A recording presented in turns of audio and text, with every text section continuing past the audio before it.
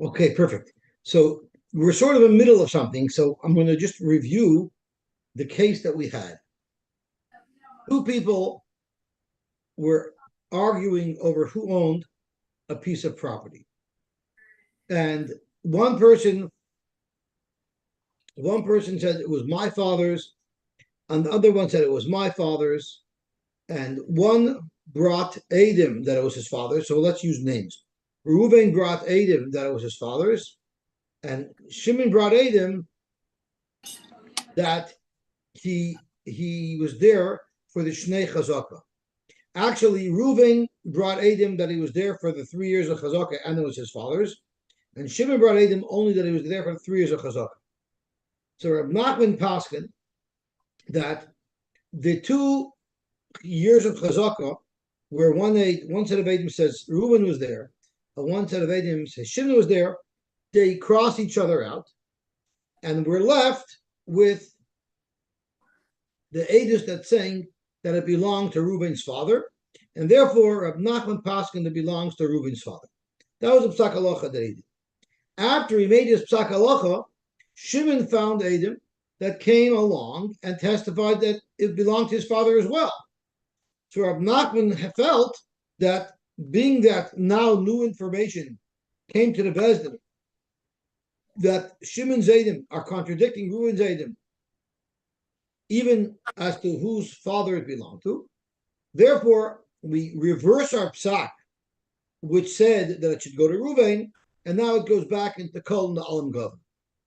And Rab Why Nachman can't held, why do you think after Gmar Din, after Gmar Din finish? You can't go back. Rab Nachman held that since more information came to light that changes the psak, we reverse it.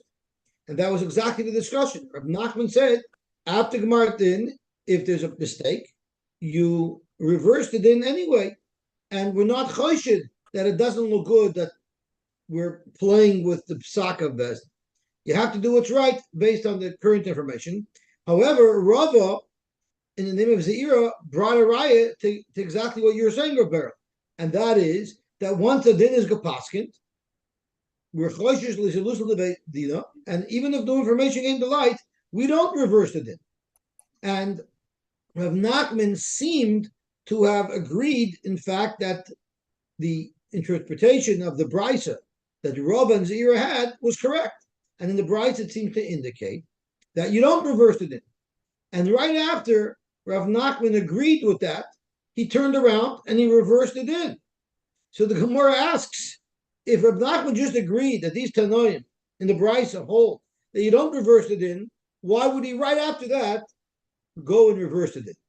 So the Gemara answered, because he found 3 Tanoim, Ashli Ravavi, a triumvirate of titans of Torah, that holds that you're supposed to reverse the din. And that's what we're going to start with, where you see from this triumvirate that they all agree you're supposed to reverse the din. So we are 1, 2, 3, 4, 5, 6, 8 lines from the bottom on Daf Lamed Aleph Amud Beis. Zok the Heilige Gemara, the Tanan we learned, Rabbi Yehuda Omer, Ein Malin lekahuna al Perech.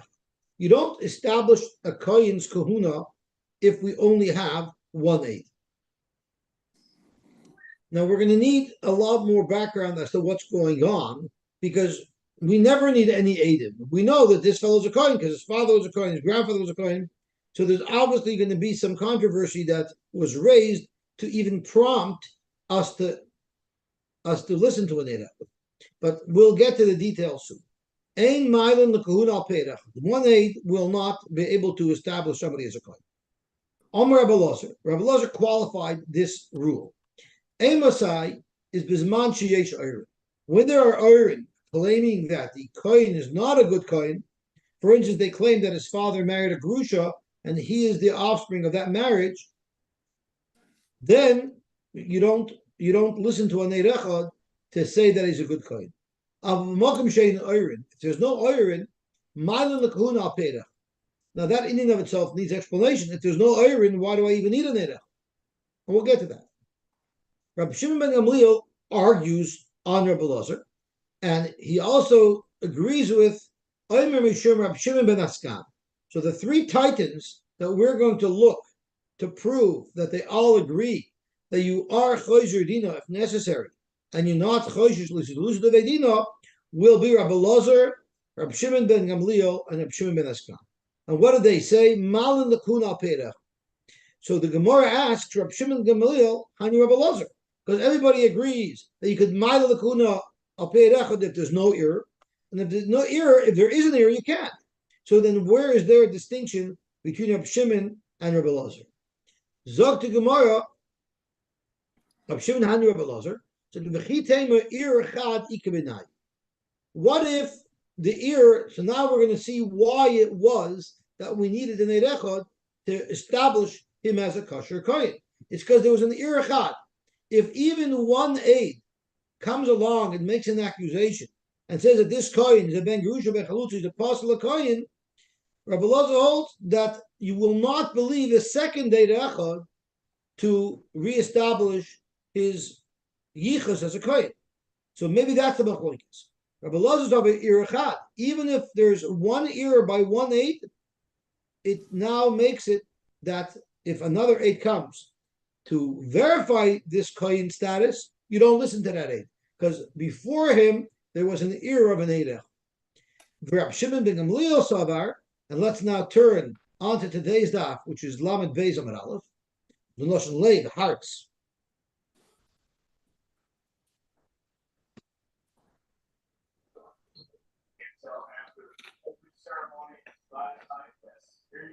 Rabbi Shimon Gamliel savar ear tray. Unless there's two edim that came and patled him from kahuna, you will listen to the eid echad that reestablishes kahuna.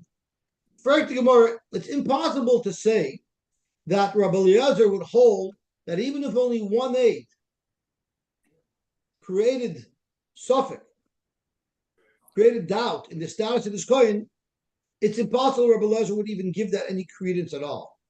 Because the Amar Rabbi Yochanan told us, Divrei HaKoil, everybody agrees, Ein Ir Pachas Mishnah. Unless two Eidim come and cast doubt on someone's status as a kohen, you don't even listen to them.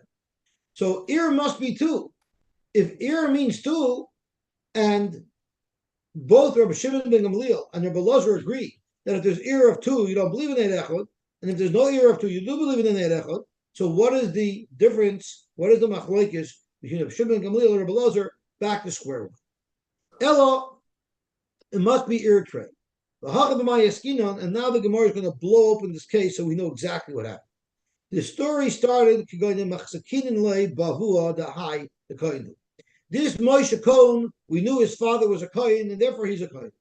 And then and then an unfounded rumor was spread about him, the Ben Gerusha u Ben Chalutza, that this Moshe Cohen, his father was a Kohen, married a Gerusha, and he is the product of that marriage, which now makes him Ois Kohen.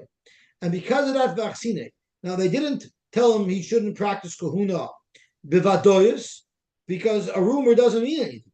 But since there was a rumor, they told him temporarily, don't take kohen as an aliyah, temporarily don't take truma, temporarily don't duchen, until we could clarify the matter. But not that they actually disqualified him, they just told him, to take a break for now. And then an eidach came along, and said, no, he is a good kohen. So therefore, vasikne, we put him back, because the rumors were dispelled and debunked by the Eirechad who clarified that he was a proper kohen. After that, then ba'asu be'trei ba'amri the Ben Gerusha be'chalutzu. Then two Eidim came and said that he's a apostle of kohen. That already is a serious error.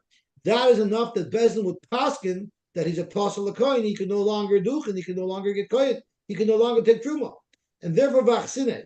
So the first time they asked him to take a break and step down, there wasn't a psak. It was merely because there were rumors they wanted to clarify things. But when two Eidim came and said that he's a Ben Gerusha ben Chalutza, then they actually paskin that he is officially no longer a kohen. And after that, we also Eid Achar, a second Eid Echad came, the Omar the kohen. So now you have two Eidim that said he's apostle, and you have two Eidim that say he's kosher. Now the two Eidim that said he's kosher didn't come together. They came individually, but you still have two Eidim on each side. Now, there would be two questions here that we would have to figure out. Question number one is, can you be mitzaref two edim that come alone, separately? And even if you could, once Bezin had already passed that he's Os Kohen, are you choishish l'zilusa de Bedina, and are you not going to reverse that? Because there was a psak. So there's two questions that come into play here. Of course, the question that we're looking at, which is relevant to us, is Reb Nachman trying to bring a raya that you're not choishish l'zilusa de Bedina. So the Gemara said, the question over here is that we had Edom, two individual Edom that came, one before the two Edom and one after the two Edom. So we'll say Udechula Almo Mitzdarfun Edoms. Let's say that Sayyid Rabbi Lazar and Sayyid Rabbi Shimon Gamliel hold that the two Edom are kosher. You could put them together. So why in the world wouldn't we reestablish his status as a kohen? And the reason why we should reestablish it is because the two Edom canceled themselves out, and the kohen will go back to his original chazaka, where he was a kosher kohen. So Zok Gemara, the only reason why we wouldn't reestablish him as a kohen, the only reason why Rabbi Lazar would not reestablish him as a kohen, is because we don't want to reverse a psak of bezin that already made a mois kohen. Rabbi Lazar said, once we took him down from being a kohen, we don't reestablish him in, because chashina l'zilusa de begina. Once a bezin paskins, it's kapaskin. You can't change that. Rabbi Shimon ben Gamliel Tabar, no. Anan Achsine, we put him up because we had Edom, and now we have Edom the other way. So Vanan Maskinule, and we can put him back in. Ulisidusa de Vedinu Lechish. Now, based on the status that we have here now, it's only Rabbi Shimon ben Gamliel and Rabbi Shimon ben Askan who holds Lechishinu is Lehus Levedina. Rabbi Lazar holds Yuarchel. That's not what we were trying to prove. We were trying to prove that all three of them are not choishish l'zilus levedina, and that's what Rabbi Ashi comes to us. Matzka for Rabbi Ashi, you can't possibly say that everybody agrees that the edus are mitzaref, and the whole discussion here is if you'll reverse the psak of a best. Why not? Because ihachi ma'ir yechad. The case that we're discussing is an individual aid came to reestablish his status as a kohen after the two Edom passed with him. It's not only that case, afilu b'trei nami. Even if two new Edom came as a pair, and they contradicted the first Edom, and they said that he's a kosher kohen, according to Rabbi Lazar, you still would not reestablish his status as a kohen, because it's not a question of whether or not we trust. It's a question of will we reverse the psak of the bed. And if Rabbi Lazar holds that chashina lezalusa levedina, if that's what Rabbi Lazar holds, then without a doubt, here, even with two Edom, you wouldn't reverse the psak. Zog to Gemara, Elamai, this must be pshat. Ela Amar Abashi, the Chula Ama Loich Hashinon Lezilus Levedina. You have to say that everybody agrees that you're not Choshish Lezilus Levedina. And Avada, we would reverse the psak if there was two Edom that came together at the end to say that he's a kosher. Here the machlokes is, can you combine the aid that came first before the two Edom came and the aid that came later after the two Edom? That is the machlokes. And we're not making up a machlokes. There's actually an existing machlokes already about this subject, ubeplukta da'ani tanoi. And they're arguing, Rabbi Shimon and Rabbi Lazar are arguing in the same machlokes that the following tanoim arguing as to whether or not you will combine two erechos that came independent of each other, if you'll combine them into one katavet. But if we stop here for a moment, we've established that everybody agrees that you're not chayish l'zilus levedina. Lazar is not chayish, Rabbi Shimon Gamliel is not chayish, and Rabbi Shimon ben Askan is not chayish. So now you have three titans that hold that you're not chayish l'zilus levedina, and therefore Rabbi Nachman felt very comfortable reversing his psak because he's relying on the opinions of these three titans. Now let's get into the machlokes of whether or not you can combine two independent Edom that come. We'll flip the Hantanoi, the Tanya we learned. Now this brisa is going to have two different machlokes and discuss. The first machlokes we're going to discuss has nothing to do with our sugya. The shaila of can you be mitzaref to Edom will be the second machlokes in this brisa. So first we're going to start with a machlokes that has nothing to do with our brisa, with our sugya. Ein edusim mitzarefes ad sheyiru shneim kech. Their edus is not mitzaref until they both see together the same thing. So the case was where Reuven tells Shimon, "You owe me $100 because you borrowed $100 from me," and he brings two aidim. One aid says, "I witnessed on July the 7th, Shimon borrowed $100 from Reuven." The second witness says, "No, I didn't witness that, but on July 8th, Shimon told me, he was moided to me, that he borrowed $100 from Reuven the day before." So there's two Eidim that are testifying to the same fact that Shimon owes Reuven money, but it's not Yerushalayim Gecha. They both didn't see the same thing. They saw different parts, but each part does still indicate the same loan that Shimon owes. That's what the first time. But Rabbi Shua ben Karcha afilu b'zar chazeh, even b'zar chazeh. And Rabbi Shua ben Karcha is a massive chiddush.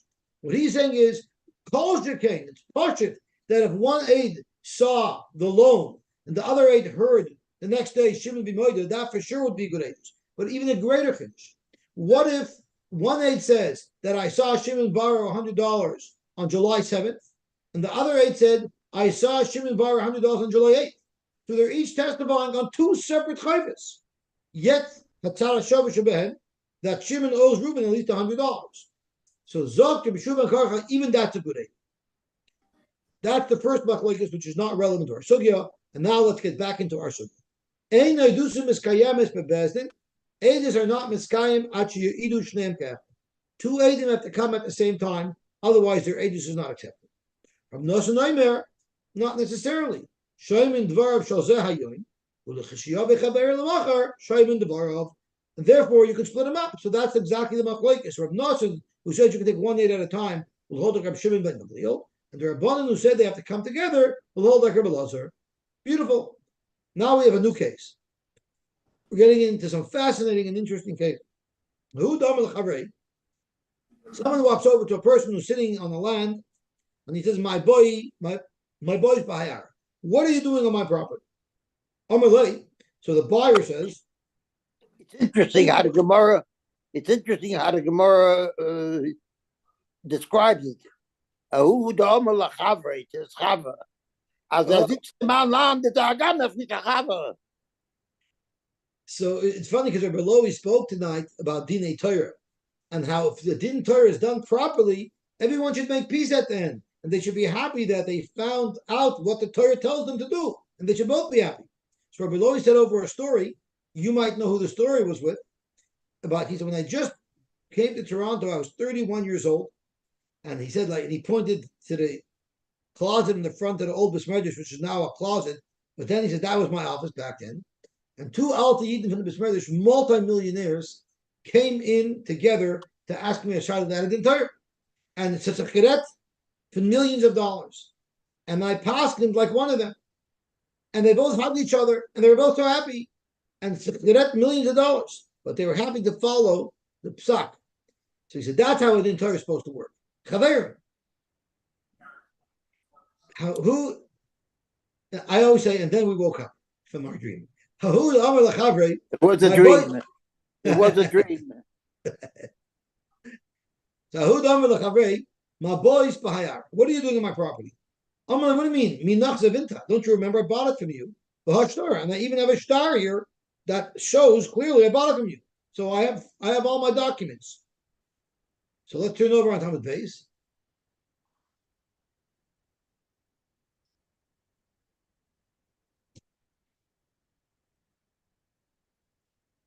Omar Lay, the seller said, I never sold this to you. This star is a forgery. Star is Ayafahu. It's a forged star. Now, the Rashbam says it wasn't mamish forged literally. It was a star that was written in, but it was never used. But the star was legit, and not only that, we were able to call in the Eidim that signed on the star, and they said, yeah, in fact, we did sign this star. So it was a perfectly legit star that was enforceable, even though it's a scam because the star was never activated. So the guy who was holding the star, Gochin Velochish Leila Rabba, he bent down and whispered to Rabba, in Shtar Zayafahu, this seller who's denying the real sale that I purchased from him a property, he is right that this particular star is not legit. But miu shtara ma'alya havali, I did have a legitimate star, the erches, and I lost it. So why did I do this? The amina, I said to myself, in kid kaldu. I'll take this star and I'll present this star, and I have a migui. Migui that I could have just used this star to prove that I owned the property, and no one would have been able to prove me wrong. Believe me when I say that it was a legitimate sale, but I lost the star. So Omar Rabba said, that's a good migui. Malay the Shakir, why would this fellow, the purchaser of lie?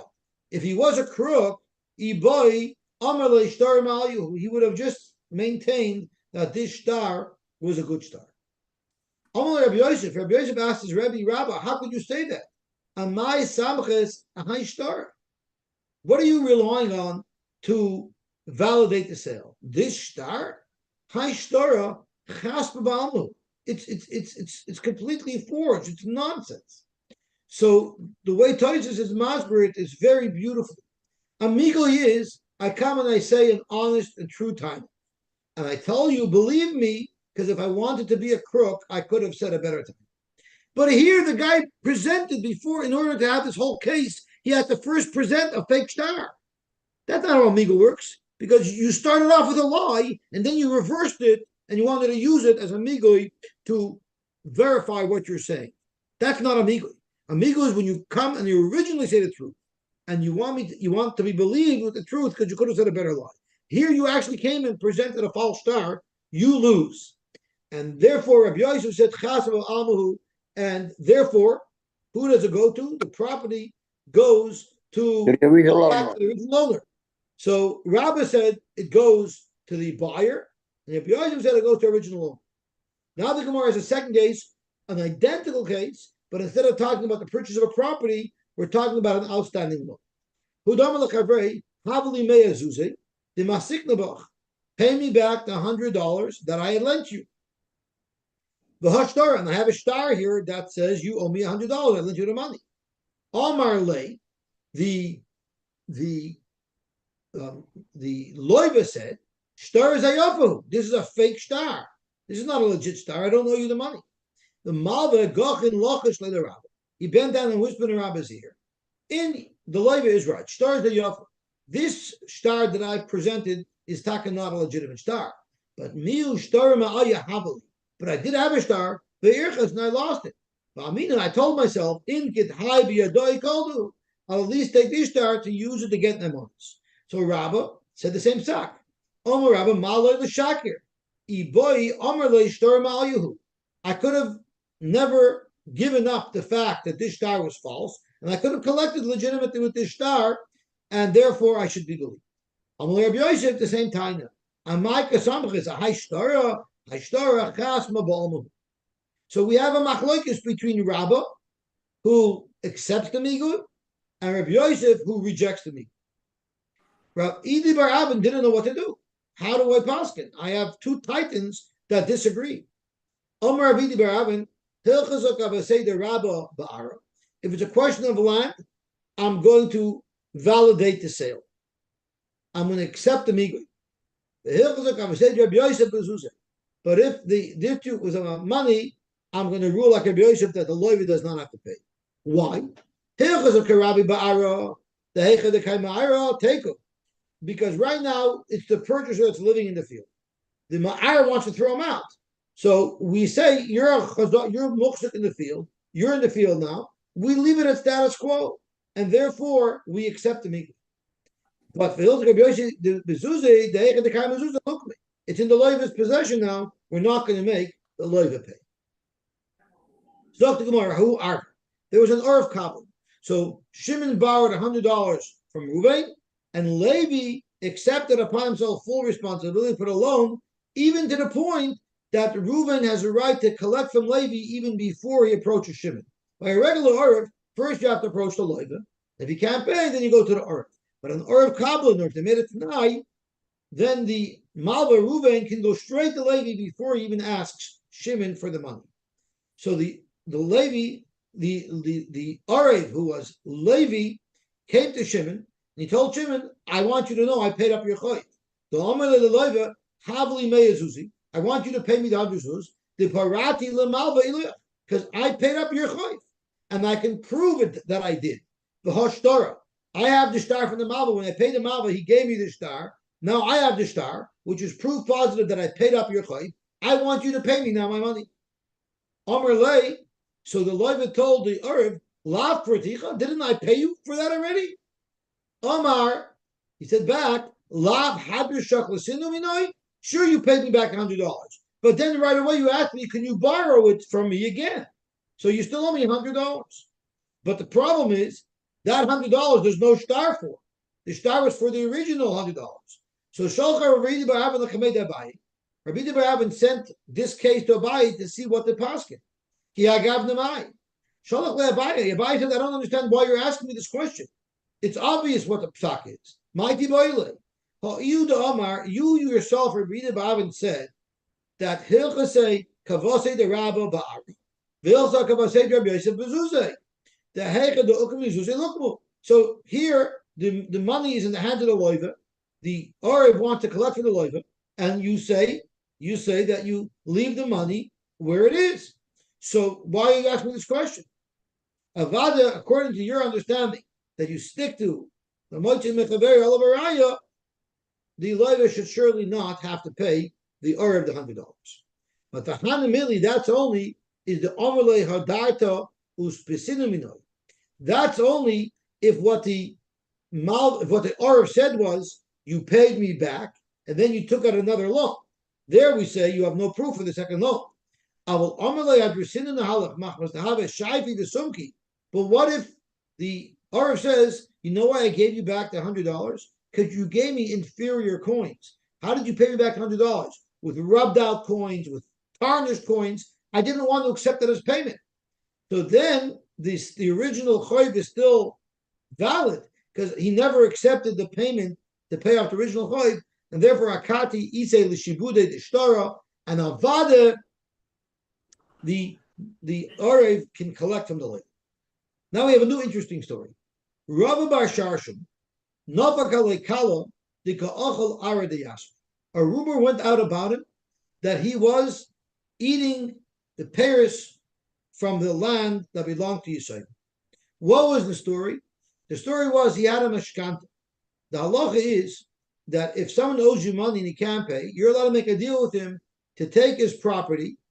And let's say this fellow owes you $100,000, and rental for this particular property would be $10,000 a year. You take the property for 10 years, and then at the end of the 10 years, you give the property back, and the choiv is paid off. So the choiv had already been paid off. The original choiv died. This property belongs to the Yosayim. Yet Rabbi Bar Shishim was not giving the property back. So there's a rumor about him that Ochel already asked. So Abaye, who was the Rav, had to investigate. Omer le Abaye, Eimeli easy gufa the uvda hechia. He asked Rabbi Bar Shishim, they're saying these terrible things about you, that you're taking the nechasim of the Yisayim and eating the pears. Can you tell me what the story is? Omer le, so Rabbi Bar Shishim says, very simple. I actually had this land as a mashkointa to pay up $100,000 choiv that I had from the father, and it was paid off. But what happened was I lent the father other money. He owed me an additional $50,000, and I actually have a star, so I can show you it's a legitimate choiv that the father of these Yisraelim owed me. Hahavali, and I also had. And let's turn on to Lamed Gimel Lamed Aleph, which is tomorrow's daf.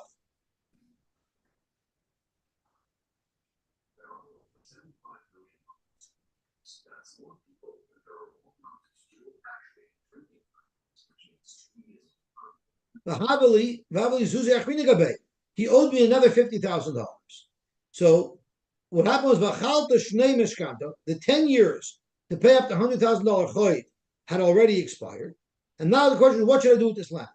I said to myself, if I return the land to the Yisayimim, and then they pull out my star to collect the other 50,000. The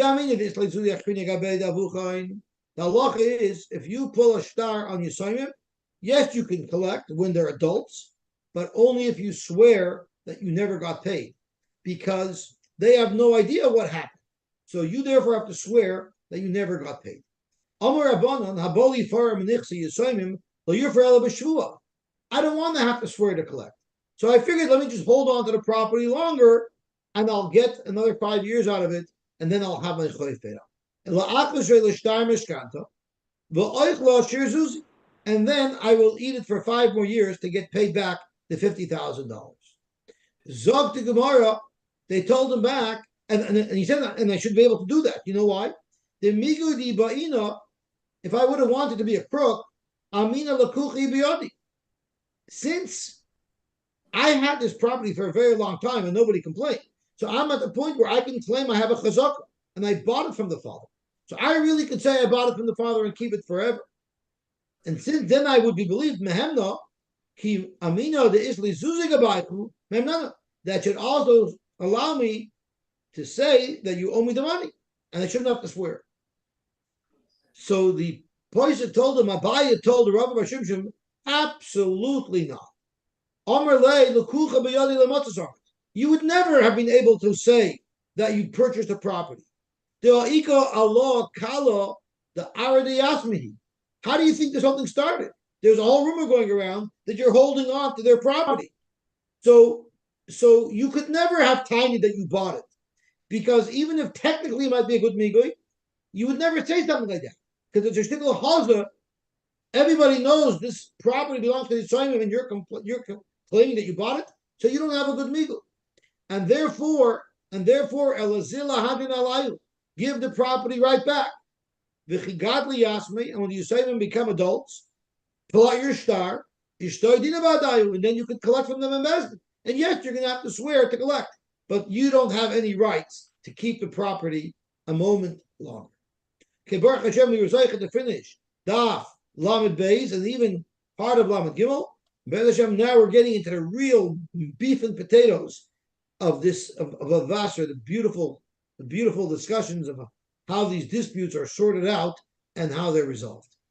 Okay, everyone should have a good tavach, gebench tavach, and we should only hear simchas. And then once again, I want to wish a heartfelt mazel tov to Rabbi Fram Nussbaum, who made chasna last week.